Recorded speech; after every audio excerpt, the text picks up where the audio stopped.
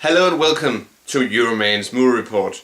This week I have watched The Girl with the Dragon Tattoo, based on the hit novel by late Swedish author Steig Larson. And for those who have read the book and seen the Swedish language film version of The Girl with the Dragon Tattoo, or as it's called in Scandinavian, Mænd som hader kvinder, men who hate women. There's nothing much to say. It's Steig Larson, who died some years ago, was a communist, and he wrote these, and a journalist, and he wrote these three books where we have the main characters is Mikael Blomkvist and this very troubled and abused young woman Lisbeth Salander. And those books have been an international hit and translated into several languages, including English. And a couple of years ago, all three books were made into feature-length films in Swedish language, of course. And then a couple of years ago, it was those films were hits, and a couple of years ago it was decided to make the first book into an English language version, and this is what I'm going to talk about today. Yeah, but generally, the Salander Mikael Blomkvist universe is something like this. We have all these men who abuse women, men in doctors, civil servants, etc. And this is generally is a common theme in this book. But well, then again, Steig Larson, as I said, he was a communist, and of course women are abused in the system. But I mean, when I have never read the books, and in my opinion, it's of course in institutionalized society, people with power easily can abuse this power in real life and in the movies. But in some ways, Steig Larsson's attack on society, it was you can clearly see that it's not as much as women getting abused. It's more of him and his policies, and are generally very visible in his work. But then again, if you have seen this, the Swedish language version, then you will know what I'm talking about. But again, yeah, the film takes place in around 2002. So does the book, of course. And there we have Mikael Blomkvist, who is an investigative reporter who supposedly is based on Steig Larsson himself. And the movie starts with him getting in court after he has been slammed with a libel suit by some sort of businessman / bad guy, and Mikael Blomkvist, played by Daniel Craig in this film, has lost this case because he wasn't able to prove that the guy he wrote an article about was a bad guy. Then he is approached by a lawyer for this very wealthy, rich man, played by Christopher Plummer, and then he's asked to come to Christopher Plummer's character's estate in northern Sweden, where supposedly he wants Mikael Blomkvist to write his memoirs. But off the record, he wants him to investigate what happened to his to one of his family members, Harriet Wanger, who disappeared in the mid-1960s. And Mikael Blomkvist is, of course, a little reluctant to leave Stockholm and to travel up there to this remote part of Sweden, but he agrees after getting promised a lot of money and some material on that person who had dragged him to court earlier in the film. And then he, of course, starts to discover, with the help of a very troubled but bright young research assistant, Lisbeth Salander, who is very troubled and who has been, if you have read Steig Larsson's books or seen the Swedish language films, you'll know that she's a very troubled person who has been abused in many ways by the state and by men. And of course, Lisbeth Salander is what we call several versions of homosexuals, and Lisbeth Salander is what some would refer to as a socially homosexual, because we have these people. If you, for instance, you have a guy who has been abused by his mother, then studies show that some of these that this guy could easily detest everything that has to do with women, and then he chooses to get attracted to men. And same goes for women, that if you have a girl who has been abused by a man as a child, a father, an uncle, etc., then studies show that she could easily choose to get attracted to women instead. And this Lisbeth Salander, she is, of course, this kind of homosexual. She is a socially homosexual person, and she joins Mikael Blomkvist in his hunt for Harriet's killer, and then they are confronted by several creepy individuals. One of them, Martin Wenger, played by Stellan Skarsgård.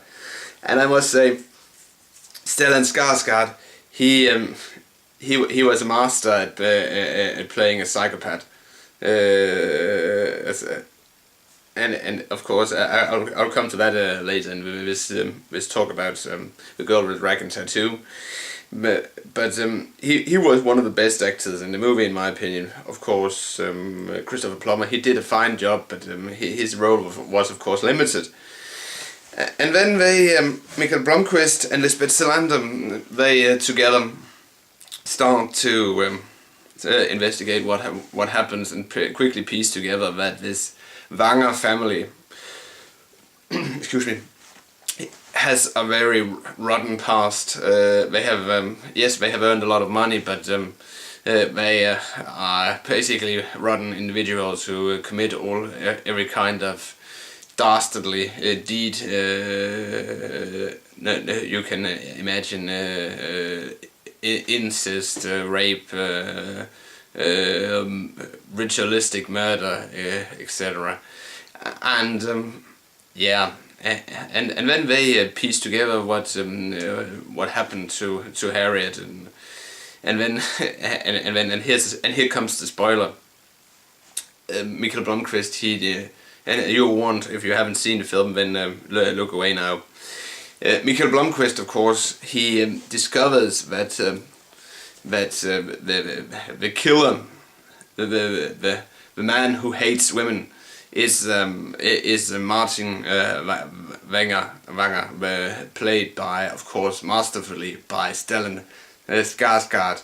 And this role was in the Swedish language film version played by Peter Harper, the guy who is known for playing Chief Inspector Beck in another Swedish crime series. But in this one here, Martin Wenger was played by Stellan Skarsgård. And then there's one of the most masterful scenes in the film, and here's a major spoiler. Then Mikael Blomkvist, he discovers that Martin Wenger, of course, is the bad guy. He tries to break into his house, but this is discovered, and he is forced down the basement, and Martin Wenger, Stellan Skarsgård, he hangs Daniel Craig in this harness with his hands like this, and then Stellan Skarsgård, he puts a plastic bag over Daniel Craig's character's head, and then while slowly watching him suffocate, Daniel Craig's character suffocate, he sits down in the couch, Stellan Skarsgård, and and on the stereo down there in the basement, it plays. You know, there was this female artist who was very popular in the mid-1990s called Enya, and one of her hit tunes was a song, "Sail Away," and all the while this song is playing on the stereo, and you have Stellan Skarsgård sitting with his legs crossed, one of his legs crossed or on top of the other, with a look like something like this. It is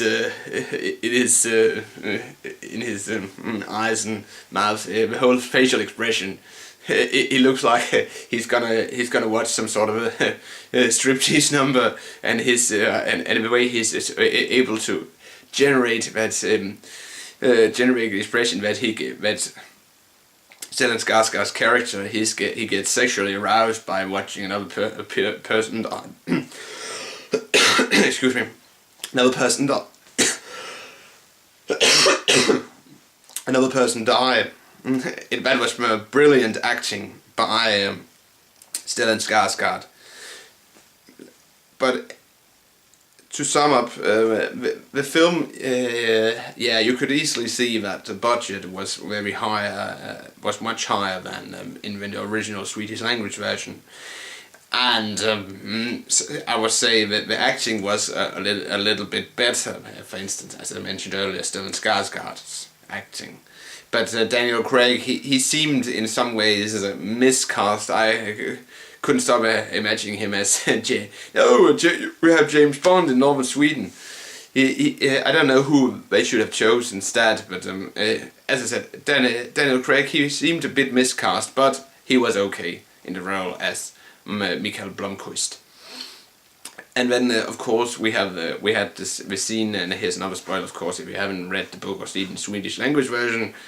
The guy they had chosen to be the rapist guardian of Lisbeth Salander, he seemed even more creepy and more disgusting than the guy who played the guardian in the Swedish language role. Of course, then there's the whole Lisbeth Salander character, who in the original Swedish language version was portrayed by Naomi Rapage, who is in theatres now as one of the main actors in the new Sherlock Holmes movie, and who we are gonna see this summer in Ridley Scott's Prometheus. I haven't read the book, but the woman who played Lisbeth Salander in this version, the English language version, let's see what's her name, Rooney Mara, an American born in 1985, who we saw in according to IMDb, she was in another of David Fincher's films. She played, of course, I had totally forgotten that she played, according to IMDb, you can see here. No, that's David Fincher. Sorry. Rooney Mara. She played Erica Albright in The Social Network, and of course she is more pretty than Naomi Rapage, but she has the same piercings as Naomi Rapage, because the character demands that she has that. But facial wise, Rooney Mara is more, in my opinion, more pretty, maybe too pretty to play the role, but I guess that's a matter of opinion. But again, The Girl with the Dragon Tattoo, a good, well put together movie. David Fincher, who, as I said earlier, directed The Social Network and Seven. he had put this film masterfully put together, and I was entertained, and you can it's if you have seen the Swedish language version, maybe I guess it's a matter of opinion if you like this one compared to the Swedish language version. But I must say I like them both, but in many ways I like this English language version even more so. But I read that they aren't gonna remake the two sequels, but I guess that's because the two sequels they deal with the past of Lisbeth Salander, and they are more political, and maybe that's not meant for an American audience, I guess, but you learn in the sequels that the reason why Lisbeth Salander is under guardianship is that she tried as a young teen to kill her abusive father, and to cover this up because he was a KGB defector, and to cover this up that he's he's a criminal, a rapist, and a psychotic person. To cover this up, Swedish authorities, they put her in a mental institution where she was abused by this pedophiliac child psychiatrist, and all this is